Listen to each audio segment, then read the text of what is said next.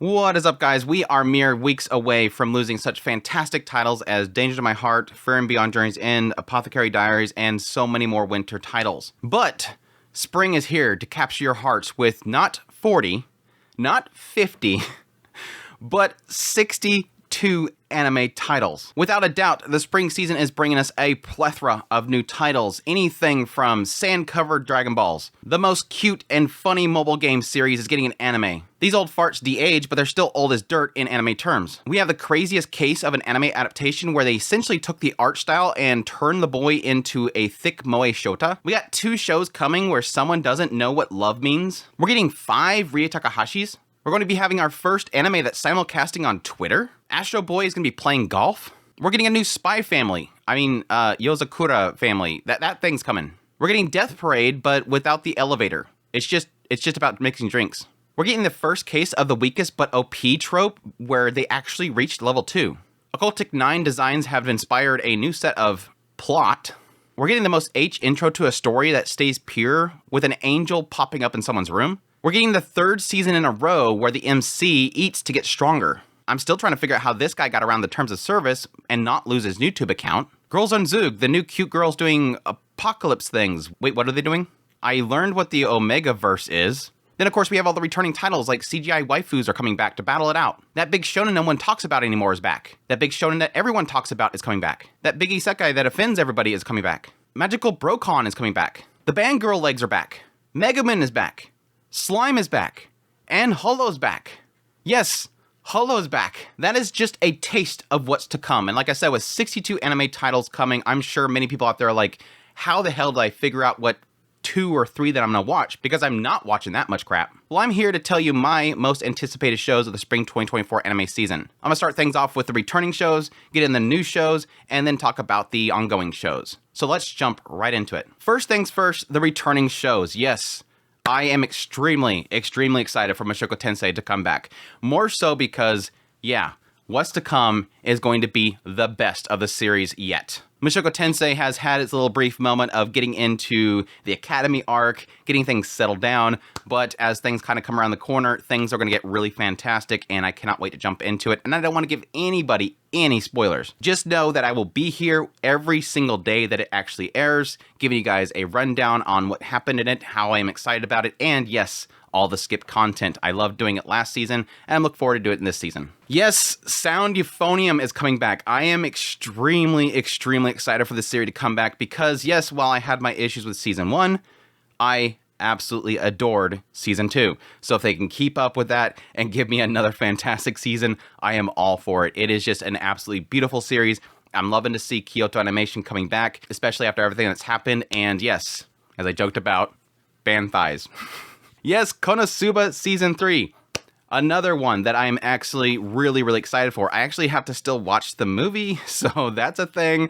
But I'll watch it before this comes out because Konosuba has been a hilarious series and I cannot wait for it. It's easily one of my favorite comedies of all time, and I just cannot wait to jump right back into it, especially after that Megumin series didn't really do as well as I was hoping. Of course, we have Reincarnated as a Slime. I have to mention that, otherwise I'll get a ton of hate comments, although I'm going to get hate comments anyways, but yes, I'm extremely excited for Reincarnated as a Slime. The last season kind of ended a little bit anticlimactic, so I'm hoping to kind of jump right back into it and just have a lot of blast with it. Duke of Deathin is made, of course, I'm extremely excited for. The second season was kind of half okay, but yes, it's an extremely great series and I love it to death, and I don't know if this is supposed to be the last season of it, but we'll see. And finally, the last returning series that I want to mention is, of course, Laid Back Camp. Yes, Season 3 of Laid Back Camp. I don't know how this show does it, but for some reason, sitting around and drinking hot drinks while they're sitting and watching a view is always entertaining to me. It's just a very, yes, laid-back series that I've absolutely enjoyed. With the returning series out of the way, let's jump right into the new series, because this is where people are probably going to be a little bit more question mark if they're going to be checking them out because they're new series and whatnot, except for the first one, which, yes, is technically a returner, but it's not really a returner because, yes, Spice and Wolf is back. We're getting a new Spice and Wolf, and I cannot wait for it to come. Just more holo. I love the design of it. It's much different than the original series, but that's fine. I think the style of it and the whatnot is just absolutely gorgeous. This is honestly a series for the last 10 plus years that I've been doing podcasting and YouTubing. The one question mark that everybody keeps asking is, what series would you like to get a readaptation or a continuation? The answer has always been Spice and Wolf. Over and over and over again, Spice and Wolf. Spice and Wolf is easily one of my favorite franchises of all time.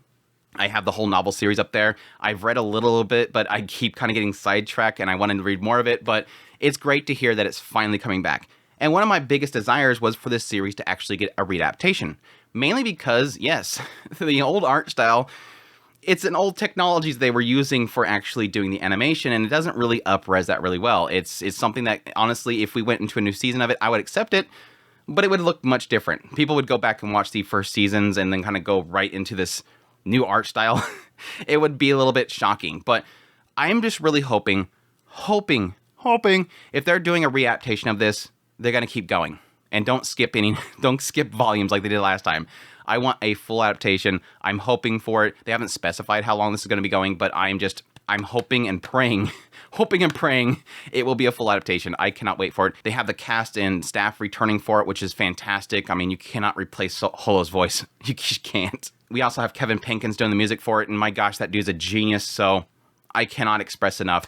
I cannot wait for this series. For those who don't know what it's about, essentially this traveling merchant that's traveling around alone, at some point he comes across Holo, the wise wolf. And yes, she kind of just weasels her way onto his carriage, and the two of them kind of converse a lot. They talk about their trade and what he's doing for current trades, and then she'll kind of help him out with her own knowledge. And the two of them just kind of, their chemistry is just so fantastic. Anyways, yes, Spice and Wolf, easily, I think, the entire season is my most anticipated show. Moving on from that gush fest, yes, my next most anticipated show is Tonari no Yokai-san. Now, this is a series that I had no clue it was coming. I just went through the season and I was doing all the breakdowns and I was looking into who was working on each project, and this was way down on the list. Like, it's at the bottom of these charts. Like, nobody seems to be taking note of this show. And I think this our cat might be turning into a Nekomata. A rural town where yokai, people, and gods live normal, everyday lives, mixed with a bit of warmth and occasional mystery. One summer, the 20-year-old cat, Buchio, suddenly evolves into a Nekomata. Questioning the reason for his evolution, he sets out to learn more about this transformation. Together with the transforming kitsune Yuri, Muchan spies on the crow Tengu, Jiro, as he performs his Tengu duties, and begins to see Jiro in a new light. At the same time, rumors of an unfortunate Nue begins to spread. This is being done by Leiden Films based on a manga, and like I said, it's one of those series that when I checked out the actual PVs for it, the feeling that I was getting was Natsumi's Book of Friends. There's this idea of like this rural town, it's very out in the sticks, very laid back, and then you have like this mixture of the yokai kind of being thrown into it. But the sense that I was getting from the PV was this heart in there. It looks like there's going to be a lot of heart in there. I'm not sure exactly what the characters are doing, but it really feels like one of the girl that's in the town itself, it seems like she's lost somebody, and you get a little bit of that sense of people kind of supporting her and all that kind of stuff. It just looks like it's going to be super wholesome with this yokai mix in it. It's just like Natsumi's Book of Friends feelings are there. And so, like I said, it's completely on the radar, didn't even know it existed, checked out the PV, and I'm sold. For the next one I have is Mysteries, Maidens, and Mysterious Disappearances. This is the joke one about Steins Gate, or not Steins Gate, Occultic 9 character designs, plot, kind of feeding into a certain character in this show. But yeah, an inspiring novelist teams up with a colleague to solve supernatural urban mysteries. Ogawa is a busty bookstore clerk who wants to become a novelist after some writing success in her youth. When strange occurrences start cropping up around the city, she teams up with her flirtatious co-worker, Adashino, to look into them. But Adashino is hiding a secret of his own. With their combined skills of occult knowledge, what will they discover as they investigate? Now, yes, putting aside my jokes here, I'm not really coming to this show for the plot. No, what I'm kind of getting a sense of when I'm actually watching the PV is it's scratching a little bit of that Dark Gathering itch that I'm sorely missing since fall of last year. I loved Dark Gathering, this kind of dark mystery suspense type of series, and this definitely looks like it's got that feeling. Well, yes, completely different style. It has that feeling of that dark, grim type of state of the world itself, and I am absolutely looking forward to it just for that. It's got a interesting art style to it. There's a lot of I'm a little mixed on a lot of the PV because it feels like it kind of jumps around quite a bit with the characters' expressions and stuff like that, but it looks good. I cannot wait for it. I'm going to jump right into it. For the next one I have is the Kontaku series for the season. I don't know why we Sasaki MP, and it goes right into the spring season with Salad Bowl of Eccentrics. Yeah, it's a series that has the art design by Kantaku, or at least the character designs by Kantaku, which I absolutely love his designs. But this one is seemingly like a reverse of Sasaki and P, where Sasaki and P was where he goes to another world and gets magic. This one's about a girl coming from another world to some guy and in our modern times, and she's got magic. And because of that, the PV just looks absolutely fun. Sosuke, an impoverished detective, met Sarah, a princess from another world with magic powers. Sarah is living with Sosuke, and she quickly adjusts to her life in modern Japan. Meanwhile, Livia, a female knight who came from the same world as Sarah, found herself lost and homeless, but surprisingly enjoying her days there. These two people who live a positive life despite their situation began to have an impact on Sosuke and the other oddballs in the neighborhood, including a devilish lawyer, a divorce agent, and a cult leader. No, that was the other thing that I kind of noticed when I was reading the synopsis and watching the PV for this one, is it like literally gives me that vibes of Hinamatsuri. It gives me vibes of Hinamatsuri. Like this idea of somebody coming from somewhere else and they have superpowers and everything like that, and it's just kind of living amongst this guy that's just trying to live his everyday. And then you have, yes, this other person who's kind of the same circumstances, but they're homeless and they're enjoying their life. I don't know, maybe it's got a little bit of a Hinamatsuri inclusion in there. But anyways, we'll see. But like I said, I love the designs. The PV looks like a lot of fun. I think Sarah is just gonna be a spitfire. I can't wait to see it. Moving on to our Twitter show. Yes, Kaiju number 8. Now, it's gonna be on Twitter, but it's also on Crunchyroll. It's just gonna be on Twitter, I think for free, ? But we'll see. Anyways, that aside, Kaiju number 8 looks like a lot of fun. With the highest kaiju emergence rates in the world, Japan is no stranger to attacks by deadly monsters. Enter the Japan's Defense Force, a military organization tasked with neutralizing the kaiju. Kafka, a kaiju corpse cleanup man, has always dreamed of joining the force. But when he gets another shot at achieving his childhood dream, he undergoes an unexpected transformation. How can he fight kaiju now that he's become one himself? Yeah, I've heard a lot of people kind of equate this to Attack on Titan, where you have like this fighting force that fights these massive kaijus, and then at some point one of them turns into a kaiju to fight the kaiju. I see the similarity there, but it's just like with everything else. Everything is kind of a iteration of something else, if you really look into it. But yeah, this one, honestly, just the concept of it was like, whatever. But the PV looks like a lot of fun. It's kind of, it gives me that little feeling of kind of like the bros that going out there and they're fighting the kaiju, and the shenanigans that kind of comes after it. It's just, it's got a feeling of like fun is the key thing there. It's got that little suspense in there, that danger there, but the day-to-day looks like it's going to just be the characters just having fun and enjoying their time with each other, and yeah, like the military bros kind of thing. So I'm really looking forward just based on that aspect. Moving on to one that I've been keeping an eye on ever since it was first announced. That is, Where Does the Doomsday Train Go? This story is set in a town in a not so ordinary countryside, where a big and strange occurrence is happening to its residents. But a young girl named Shizuru has a strong desire to see her lost friend again. Shizuru and 3 other girls board an abandoned train and set out into the outside world, where survival is not certain. What awaits them at the last stop in this doomsday train? Yeah, this one kind of has me more on the idea of, yes, it's kind of a mixture of the cute girls doing cute thing kind of thing, which we honestly haven't had too much lately. Usually they're kind of more heavy drama focused, but this one kind of looks like it's going to be a lot of fun. The characters just having a fun time going out into the world that seems to be like post-apocalyptic, like there's nothing there, it's a wasteland. I'm curious how much they'll actually get into the mystery of the world kind of being over, what happened to it, and possibly what kind of dangers they're going to be facing for that. But just based on the PV, it looks like it's going to be pretty chill. So I'm not really expecting it to get too heavy. And yes, it being original, I'm hoping that mystery of what is actually there will be more holding strong for the rest of the entire series. Now, one big positive that we have here is that Michiko Yokote is listed as being the scriptwriter and series composition writer, and she's brilliant. Like, she's been around the industry for a long time. She's worked on everything from Cowboy Bebop, Genshiken, Tsurune, Gintama, Bleach. She's been all over the place, and she's a very talented writer. So I'm hoping that maybe she'll have a lot of control of the story itself, and we'll get something really interesting out of it. If not, and it's just cute, I'll take that too. For the next one I have is easily one of my most hesitant, but yet most excited for series of the spring season coming up, and that is Go-Go Loser Ranger, or Sentai Daishikaku. When a monster army invaded Earth 13 years ago, the Divine Dragon Rangers rose up to stop them. With the war raging on, these great heroes are mankind's last hope. Or are they? In truth, the invaders are subjugated within a year, forced to continue to crank out monsters a week for the Rangers to crush in front of their adoring fans. But one monster has had enough. Something has to change. He'll rebel against the might of the Dragon Rangers and destroy them all from the inside. I think the thing about this one that has me most kind of hesitant is more in the aspect that, yes, there's a lot of popularity behind this, and I do give it credit for that. Like, okay, that obviously this is doing something good if there's quite a few people talking about this show already before it even comes out.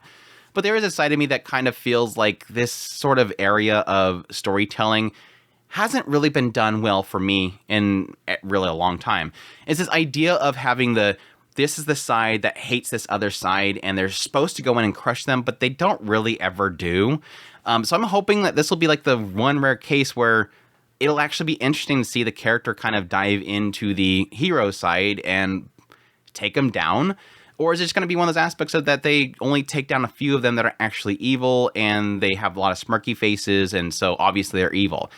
I get that sense from the PV itself. Like, I'm watching it and I'm going, oh, look, we already have the derpy faces and all that. That person's obviously evil. Let's take them down. But the rest of them are going to be cool. I don't know. We'll see. There's a lot of great animation in the PV itself. It looks like it could be really solid. It's got a good premise. I hope that it nails it is my key thing there. But we'll see. So far, I'm excited for it still. Jumping into another one that I honestly don't really know too much about because it's an original and I'm just hoping that it does well. I'm going into it cautionally, but I do have some positivity around it, is Jellyfish Can't Swim in the Night. I want to find what I enjoy. Shibuya, a district overflowing with identity. A girl trying to find herself drifts through Shibuya in the dead of the night until a special encounter changes everything. For the first time, the creative activities of unknown girls will begin. This one's being done by Dogo Kobo, which has had some trouble in the past, but they have been doing really well lately. An original series that is wrote by Yuki Yaku, who's the creator of bottom tier characters Tomazaki. The original creator is listed as Jelly, which I don't know who that is. Maybe it's a reference to the show itself because the whole jellyfish thing, but we'll see. But yeah, so far the PV itself looks really solid. It's got Ria Takahashi in it. I really like this idea of the kind of going out in the night, kind of like Call of the Night, going out in the night and discovering each other there. And again, that whole aspect of discovery, self-identity, going out there and discovering the thing that you enjoy most. I'm wondering if it's going to go into music, if it's going to go into something else, but it looks like it's going to be a lot of fun. I hope that it really nails it. Dogo Kobo original, I do give them, I hope that it does well just because it's an original series by them. It's obviously somebody's kind of taking a gamble on it, and hopefully Dogo Kobo kind of delivers. But we'll see. Another one that's about girls and the discovery and all that kind of stuff is Girls Band Cry. Now, I want to put a massive warning out here. I really don't know how I feel about the visuals of this show. It is done by Toei Animation. It's an original series. It's being wrote by the scriptwriter for Sound Euphonium, Love Live, and Bokuyaba. So a really good writer there as well. The director worked on Love Live Sunshine. So we have a really talented team behind here for music in general. But yes, Toei Animation, it seems like they're going all out with this idea of doing some crazy CGI style here. There's a lot of expressiveness in the characters themselves, but it kind of has that, it's in that area of like, I don't know, I like that it's expressive, but it's kind of in that area of question mark. But additionally, it's doing one of the biggest negatives that I usually find in these full CGI series, where it's kind of trapped between wanting to be anime and between photorealism. And this idea that you have a lot of lighting and texture and whatnot surrounding the characters that really clashes with the characters that are trying to seemingly keep anime 2D style. So yeah, I don't know. It's going to be one of those series where I'm going to have to watch a few episodes to see if I'm going to get used to it and it works or not for me. But so far, the PV, I'm not sure. It is a little bit of a cringe there. The main character drops out of high school in her second year and aims at entering university while working alone in Tokyo. A girl is betrayed by her friends and doesn't know what to do. Another girl is abandoned by her parents and tries to survive in the city doing part-time jobs. This world lets us down all the time. Nothing goes as planned, but we want something that we can continue to like. We believe there's a place where we belong. That's why we sing. Good inspiration.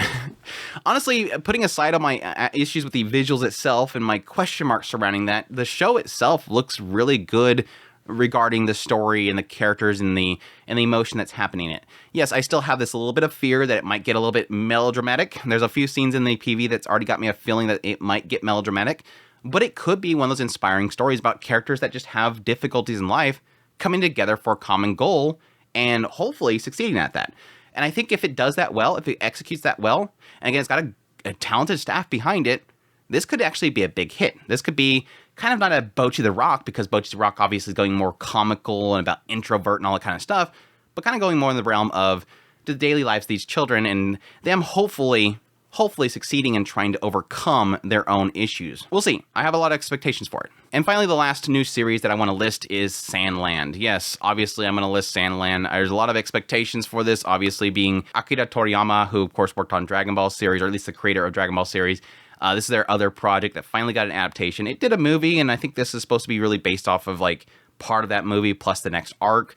But yeah, in the far future, war has destroyed the entire Earth, leaving only a barren wasteland where the supply of water is controlled by greedy king. In search of a long-lost lake, Sheriff Rao asked the king of the demons for help, and got the king's son, Beelzebub, and his assistant Thief. Together, the unlikely trio sets off across the desert, facing dragons, bandits, and the deadliest foe of all, the king's army itself. Yeah, of course, this is another full CGI series, which is to be expected for now for anything that's Toriyama, apparently. Like, they took the whole Dragon Ball series and went full CGI with it. I kind of expected them to do the same thing with Sandland, and that's the case. It does look really good. It's got a really nice, like, cel-shaded style to it. Sunrise is working on it again. They got Kamikaze Doga. Studio Anima is working on it as well. So it's like a 3-man team or 3-studio team kind of putting it all together. And again, it looks really, really good visually, even despite it being CGI. Yes, I'll admit that partly the reason why this is in my list is, yes, I'm a longtime Dragon Ball fan. I've enjoyed a lot of the Dragon Ball series. So I'm really looking forward to kind of a new world, a new take from Akira Toriyama outside of the Dragon Ball universe. But we'll have to wait and see. I haven't seen the movie or anything. And that's it. My honorable mentions I have is Blue Archive, the animation. I actually play Blue Archive, the mobile game, and so I'm looking really forward to, yes, the cute and funny girls, just having fun and some adorable stuff in there. Now, I will admit, the only thing that kind of brings it down for me a little bit is that it's like my least interest class of characters in the, at least in the PVs. It could do some other stuff, but yeah, there hopefully a lot of cameos of the characters that I actually like, but the main cast, like, there's only one girl in the main cast that I actually like. Unnamed Memory, I've heard a lot of chiming about that being a really great series. So far with the PV and the synopsis, it has not got my attention whatsoever, so I'm hoping that once I start watching that, which I'll watch every show of the season, and I'll do first impressions here, hopefully when I watch it, it'll capture me then. Rising Impact, like I said, technically Astro Boy, it's by the creator of Seven Deadly Sins. You can tell by watching the PV, it looks like Seven Deadly Sins. But I'm looking forward to that one. It's going to be on Netflix, though. A Condition Called Love and Whisper Me a Love Song, both of those I have, like, a hesitant interest in. I will admit that I kind of looked into both of those shows one after another, and they both have the same premise. Two people in love, and one of them doesn't know what love is. And I'm kind of like, I'm at this point now where when I read, this person does not know what love means, it's like, I always get like, we're doing this again. Can we stop with the person that doesn't know what love is and trying to figure out what love is? And they spend half, if not more, of the season trying to figure out what is love. It's like, there was a little bit of a trigger there when I read that part. But honestly, Whisper Me a Love Song looks really gorgeous. Yeah, a lot of people saying it's basically like Yui Yugi Yokohama and the other girl, Yukino, I think her name is, the girl that I don't like, of Snafu falling in love, which I guess I sort of see a resemblance there, but not really. But we'll see if that one works out. Condition Called Love, that looks a lot more cute in regards to like just the one girl trying to figure out what the love is. The other guy that seems a lot more forward about the relationship and them trying to figure that out. Again, for both of those, we'll see. I'm going to have to sit through it and see how long they're going to drag out that whole what is love thing and question that every 2 seconds. And finally, Astronaut. Now this one, honestly, everything about it has my interest mainly around the idea of some people that worked on Carol and Tuesday and whatnot working on the project. It looks really fantastic visual. The character designs themselves are very unique. But honestly, when I watched the PV, it didn't do anything for me. It honestly really didn't do anything for me besides guy gets the really beautiful girl, suddenly shows up and he's in love with her and shenanigan happens. Hopefully it's a really solid rom-com that'll kind of hold itself together for me. And of course, I'm still excited for the ongoings, which I think that's the one saving grace about switching over seasons, is that we have a lot of really fantastic series are continuing on, like Delicious in Dungeon is going on for another season. We have Urusei Yatsura second season is continuing on, Tsukimichi second season. And even though I'm really mad at it right now, Sengoku Yoku, which I'm looking forward to as well. But that's it. that is my rundown, my most anticipated shows of the spring 2024 anime season. If you do not know already, we have a podcast, Otaku Spirit Anime Cast, that I post on YouTube every Tuesday, that I also have on iTunes and Spotify and all other platforms, where me and Chris, my co-host, we will be going through all 62 titles. So if you want a full rundown, if you want to have somebody in ear for a little bit and you want to hear a full breakdown of every single show, we'll be doing it there. So definitely look forward to that. Additionally, when the season comes around, when spring comes around, I will be doing first impressions of every single show of the season. Well, I drop off 1 or 2 shows, but if I don't have anything to talk about, but I try to do first impressions for every single show. It's going to be very difficult with 62 shows, but we'll see. We'll see. So if you are new to the channel, make sure that subscribe button so you get all that content. Additionally, before you leave, go down below into the comments and let me know what you're most excited for the spring 2024 anime season. And with all that said, I greatly appreciate you guys for checking this video out. If you like this content and you want to support this channel more, I have a Patreon link, tips link, super thanks, membership button down below. Greatly appreciate it. Support the channel. Until next time, y'all take care.